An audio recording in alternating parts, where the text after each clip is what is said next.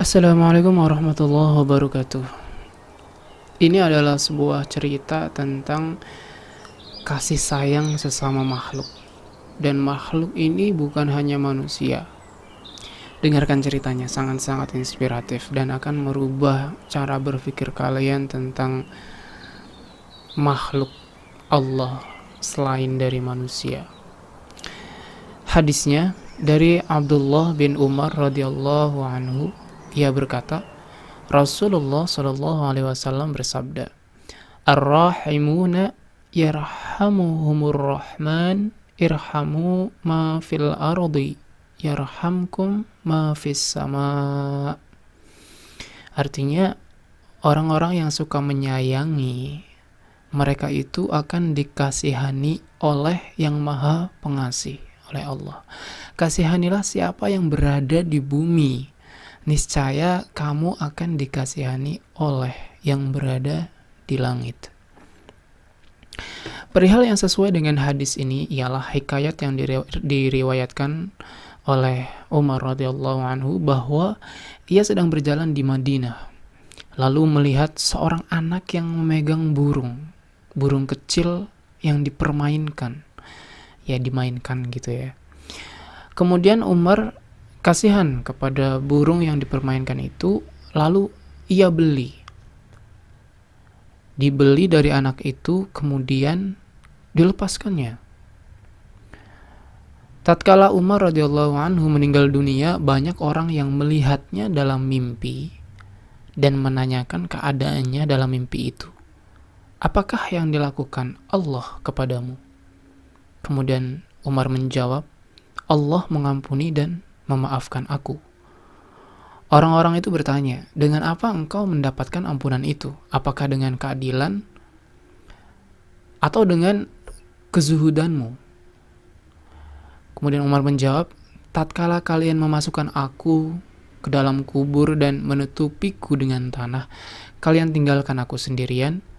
Kemudian datang dua malaikat yang menakutkan, sehingga hilang akal dan gemetar persediaanku lantaran kewibawaan mereka. Keduanya memegang, mendudukkan, dan ingin menanyaiku. Ini kayak film-film yang diinterogasi gitu ya. Kudengar seruan dari suara gaib, tinggalkanlah hambaku dan jangan menakutkannya. Aku telah mengasihani dan memaafkannya sebab ia mengasihani burung ketika di dunia, sehingga aku mengasihaninya di akhirat. Luar biasa. Cerita lain adalah seorang ahli ibadah dari Bani Israel lewat di suatu gundukan tanah.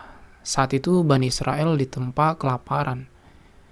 Kemudian ia bercita-cita dalam hati, seandainya tanah itu berubah menjadi tepung, niscaya bisa mengenyangkan perut Bani Israel. Kemudian Allah mewahyukan kepada salah seorang nabi mereka, katakanlah kepada si fulan bahwa Allah Ta'ala telah memberikan pahala bagimu seperti andai kata tanah itu berubah menjadi tepung lalu engkau bersedekah dengannya. Barang siapa mengasihani hamba-hamba Allah, niscaya Allah Ta'ala mengasihaninya. Karena hamba itu tatkala mengasihani hamba-hamba Allah dengan perkataannya, andai kata tanah itu berubah menjadi tepung, niscaya bisa mengenyangkan orang-orang, maka ia pun akan mendapatkan pahala sebagaimana apabila dilakukannya. Inilah kekuatan dari sebuah niat. Kenapa dalam agama kita itu bahwa niat saja itu sudah dihitung mendapatkan satu pahala. Hanya niat ingin membantu orang. Jika ia jika ia misalnya punya uang atau mendapatkan rezeki, dia ingin membantu orang dengan niat yang tulus, yang sungguh-sungguh bahwa dia memang menginginkan untuk membantu orang, itu sudah mendapatkan satu ganjaran. Dan ketika ia benar-benar melakukannya, ia mendapatkan dua. Tapi ketika dia tidak jadi melakukannya karena dia sudah niat, itu dia sudah mendapatkan pahala. Jadi ketika niat dulu kemudian melakukan dapat double, tapi dia hanya menginginkan dan berniat, itu saja sudah seperti dia melakukannya. Dan kemudian cerita tentang burung tadi, ini banyak terjadi di sekitar kita memang ya. Banyak dari kita yang memelihara burung, dan saya tidak akan komen itu karena saya tidak dalam kapasitas yang bisa menyalahkan atau membenarkan. Tapi saya pribadi itu punya sebuah prinsip bahwa sesuatu yang seharusnya bisa bebas itu saya tidak mau menahannya. Saya pribadi itu pernah sekali 2 kali memelihara, tapi bukan burung. Saya melihara kalajengking waktu itu, dan saya sampai sekarang masih menyesal kenapa waktu itu tidak saya lepas saja dan dia bisa bebas kemanapun. Tapi kenapa saya tahan? Ya, walaupun saya kasih makan, saya kasih minum, tapi sekarang saya menyesali itu, dan saya sepertinya saya bertekad tidak akan melakukan hal seperti itu, menahan seekor hewan gitu ya untuk dipelihara yang seharusnya dia bisa bebas. Ya walaupun kalau jengking itu kan nggak apa-apa dibunuh ya, tapi saya mengekangnya, jadi itu juga tidak baik ya. Untuk burung saya juga tidak mau, walaupun sangat menarik ya kan punya peliharaan burung.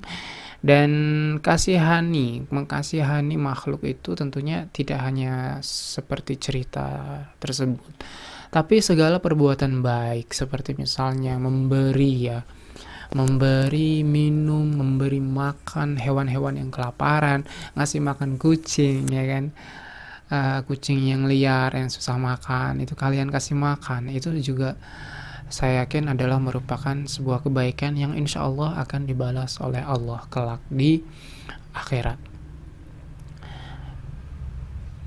Jadi mulai dari sekarang kita harusnya bisa lebih